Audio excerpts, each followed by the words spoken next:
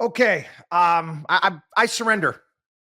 Yeah, I got a white shirt on. I'm waving the white flag when it comes to single payer. I know this is going to blow a lot of people's minds. Lot of people's minds. I'm a realist, and I don't see any way out. I really don't. I don't see any way out from where we are today. I'm going to go back in time.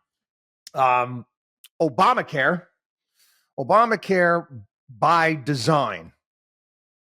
By design, it was there to, in essence, become a complicated mess, almost like a time release, drug designed to wreck the healthcare system in America and bring on single payer. You can actually go back and you can see some of the quotes, some of the things that were said by Barack Obama. They knew that he couldn't get single payer done at that point in time. Instead, we got Obamacare. I remember back at that point in time, they were like deputizing people. And I was one of the people they deputized to go through part of this healthcare act and make heads or tails out of it. Paul Ryan, to his credit, did yeoman's work on this. You remember the conference that I can never forget this stuff because I was involved in it. The conference that they took place across, it was at the vice president's residence, I think I'm not mistaken, and basically laying out exactly what was going to happen. But it didn't matter. It didn't matter. Donald Trump, when he was president, had the House, had the Senate, couldn't get rid of it. They turned it down, and quite frankly, the Republicans didn't really have much of an answer in regards to replace it with anything. This is some of the numbers, okay, and this is why I'm surrendering on single payer. This is some of the numbers. The CBO estimated in its revised 10-year budget forecast that Obamacare subsidies would cost $1.3 trillion over the next decade. The Medicaid expansion for healthy adults earning below 138% of the poverty line is going to cost another $1.4 trillion. And that's assuming the Obamacare subsidy sweeteners that were enacted in the COVID bill, 2021 COVID bill, in the Inflation Reduction Act, they're set to expire in 2025. That enabled many households to qualify for more than $10,000 in subsidies. Anybody think that that's going away? I doubt it. Even if Donald Trump wins, he's not going to take that away.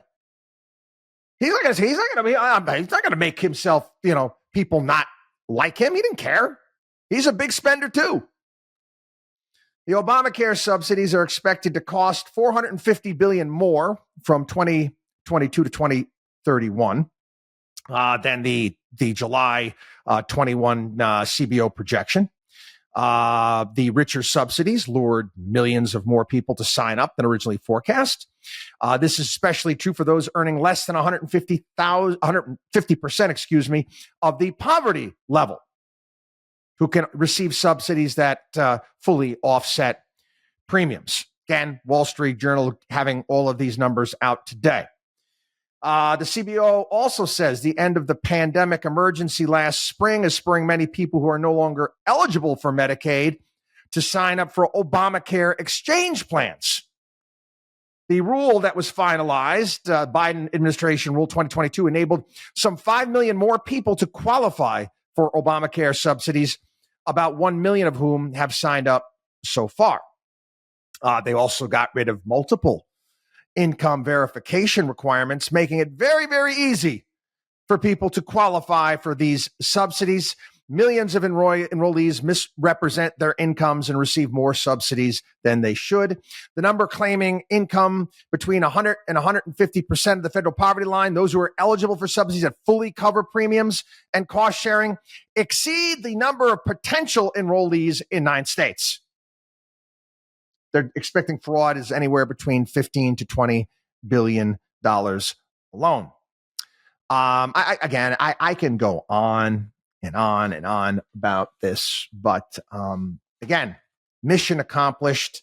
Democrats, Obama's administration, who put Obamacare through, all they wanted to do was to get single payer. And I have to say, at this point in time, I think they might as well just do it. I think they might as well just go. Again, I'm being serious here. Okay, I'm being serious. Why not? But maybe if they streamline some of this stuff and all of this nonsense, maybe, possibly, it might bring costs down. I don't know. The only thing I ask is you cannot make private insurance illegal. Can't do it. Okay. Again, a lot of European countries, they got socialized medicine, many European countries, but if you want to pay, you can get private insurance. And then you've got certain doctors, and yeah, you're going to have a systems bifurcate. I get that. I get that. I quite frankly, I don't care. I really don't. I'll pay. But this nonsense is just going to get worse and worse and worse. And like I said, we've gotten to the point in time where, again, I know I'm gonna get blowback from this. I guarantee I'm gonna get a ton of blowback. What's the solution? What's the solution?